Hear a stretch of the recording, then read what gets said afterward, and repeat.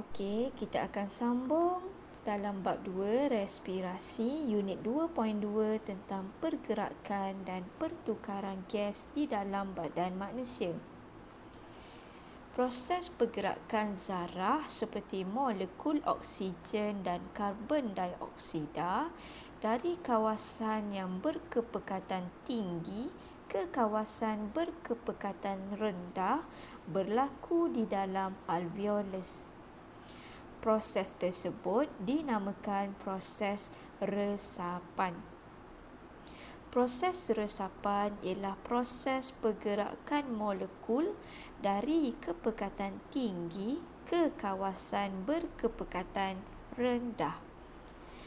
Okey, kita akan bincangkan tentang proses pertukaran oksigen dan karbon dioksida di dalam badan manusia. Yang pertama, udara yang disedut ke dalam alveolus mempunyai kepekatan oksigen yang lebih tinggi daripada kepekatan oksigen di dalam darah. Oleh sebab itu, oksigen akan meresap masuk melalui dinding alveolus ke dinding kapileri darah dan seterusnya ke dalam darah. Yang kedua, di dalam sel darah merah terdapat sebatian berwarna merah gelap yang dikenali sebagai hemoglobin. Hemoglobin akan berpadu dengan oksigen untuk membentuk oksihemoglobin yang merupakan sebatian yang tidak stabil dan berwarna merah cerah. Apabila hemoglobin berpadu dengan oksigen, maka terhasillah oksihemoglobin. Seterusnya yang ketiga, darah yang mengandungi oksihemoglobin ini akan diangkut dari peparu ke jantung dan seterusnya akan dipam ke bahagian lain dalam badan manusia. Yang keempat, apabila darah sampai ke kawasan sel badan yang mempunyai kepekatan oksigen yang rendah, oksihemoglobin yang merupakan sebatian yang tidak stabil akan terurai untuk membebaskan molekul oksigen semula dan kembali menjadi hemoglobin. Yang kelima, di dalam sel badan, oksigen akan meresap mengoksidakan molekul glukosa kepada karbon dioksida, air dan tenaga melalui proses respirasi sel. Seterusnya yang keenam, karbon dioksida yang dibebaskan oleh sel akan meresap masuk ke dalam kapileri darah dan diangkut ke alveolus untuk disingkirkan semasa udara dihembus keluar.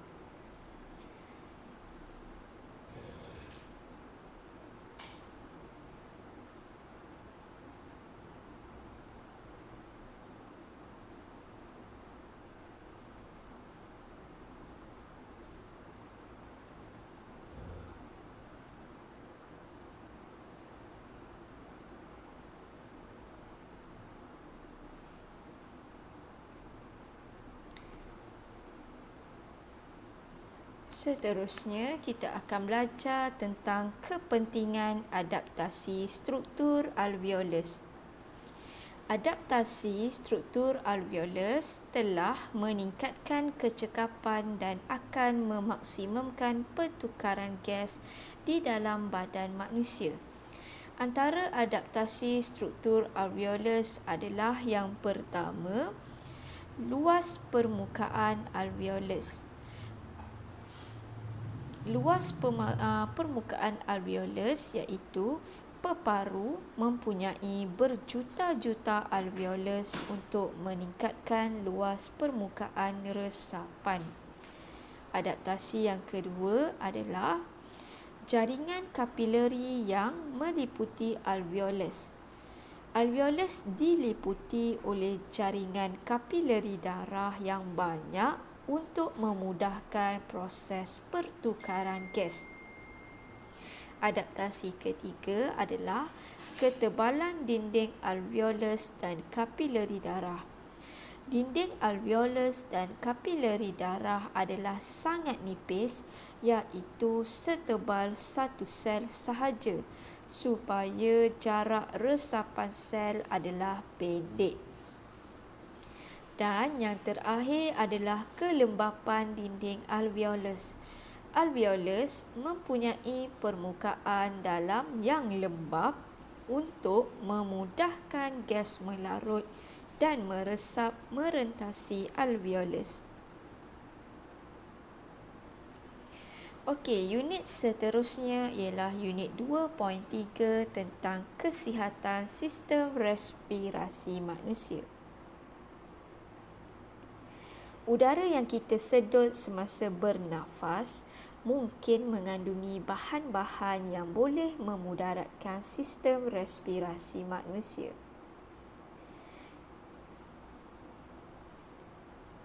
Sesetengah bahan yang terdapat dalam atmosfera boleh memudaratkan sistem respirasi.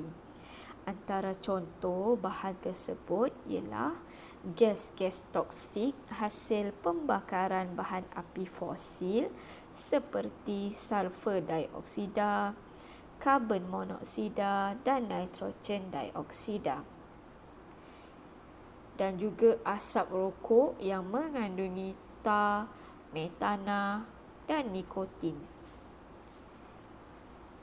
Dan juga bahan-bahan yang boleh memudaratkan sistem respirasi adalah melalui jerebu, debu dan debunga. Okey, melalui asap kilang akan mengandungi asap yang mempunyai sulfur dioksida. Daripada asap kenderaan akan membebaskan karbon monoksida dan nitrogen dioksida. Daripada asap rokok mengandungi tar, karbon monoksida, metana, tar. Tar ialah satu daripada bahan toksik yang terdapat dalam asap rokok.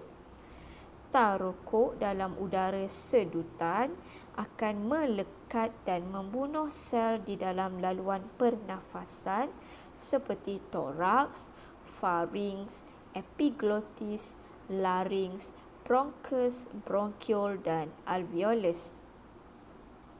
Tar rokok juga akan menambahkan pengeluaran mukus dan penghasilan kahak di dalam peparu.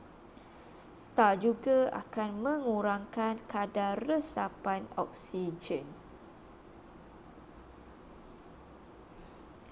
Tar juga boleh merangsang pertumbuhan sel-sel kanser. Seterusnya adalah karbon monoksida. Karbon monoksida lazimnya ditemukan dalam asap rokok dan asap egsos kenderaan bermotor.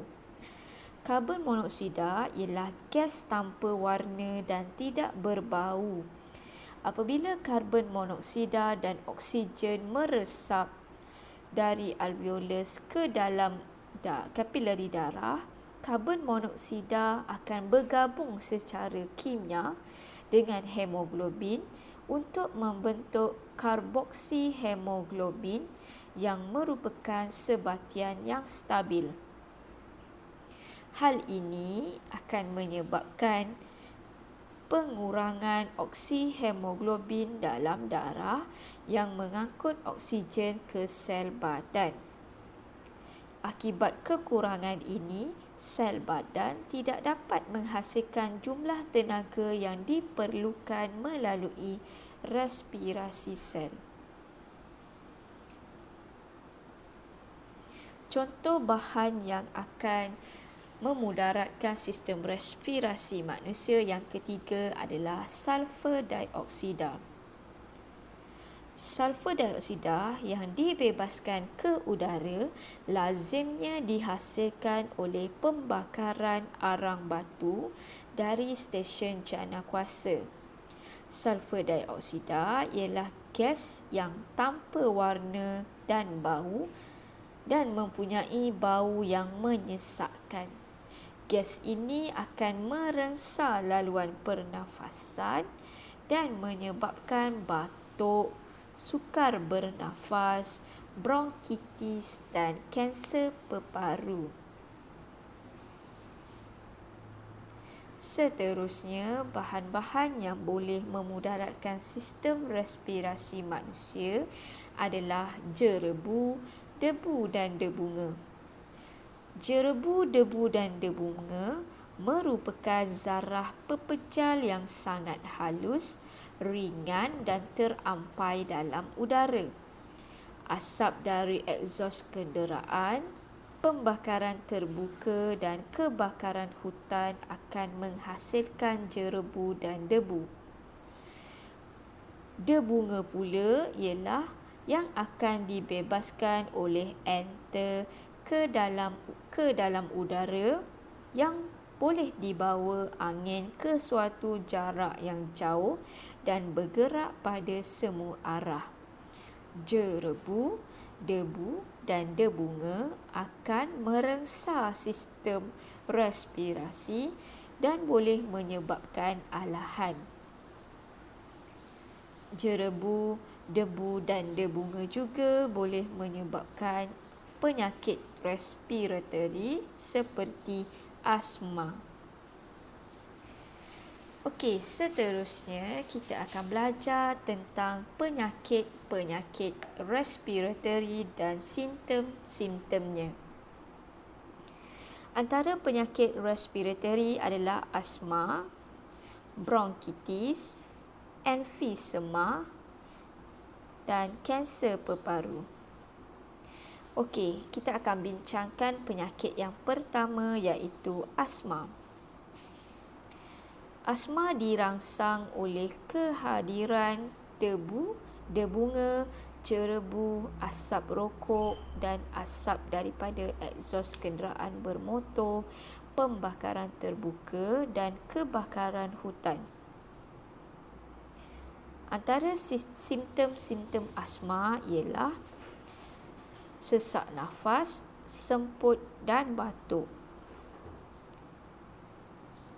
Bahan-bahan contohnya habuk, debu, asap rokok dan lain-lain boleh menyebabkan radang pada saluran pernafasan dan menjadikan saluran pernafasan menjadi sempit.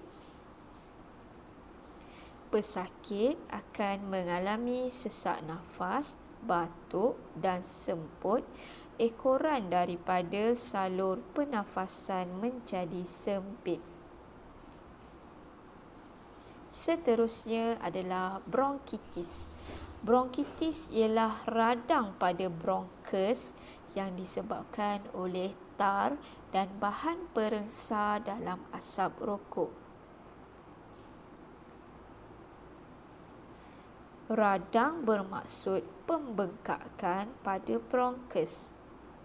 Pesakit bronkus akan batuk yang berterusan, sering tercungap-cungap dan sukar untuk tidur. Seterusnya adalah penyakit emfisema. Penyakit emfisema ialah keadaan alveolus di dalam peparu yang dirosakkan oleh bahan yang berbahaya dalam udara seperti perengsa dalam asap rokok. Keadaan yang berlaku adalah disebabkan oleh struktur alveolus yang pecah melalui batuk. Pesakit tidak dapat menyedut oksigen yang cukup lalu mengalami kesukaran untuk bernafas dan rasa letih biarpun hanya melakukan kerja ringan. Pesakit emfisema tidak dapat dirawat tetapi simptom penyakit ini boleh dikawal. Seterusnya adalah penyakit kanser peparu. Kanser peparu disebabkan oleh bahan kimia penyebab kanser yang dikenali sebagai karsinogen. Bahan kimia ini disedut semasa bernafas. Antara bahan karsinogen yang terdapat di dalam tar rokok yang akan merangsang pertumbuhan sel-sel kanser. Simptom kanser peparu termasuklah batuk yang berterusan, kahak berdarah dan rasa sakit semasa bernafas. Sel-sel dalam peparu akan rosak dan musnah disebabkan oleh tar yang terdapat di dalam rokok.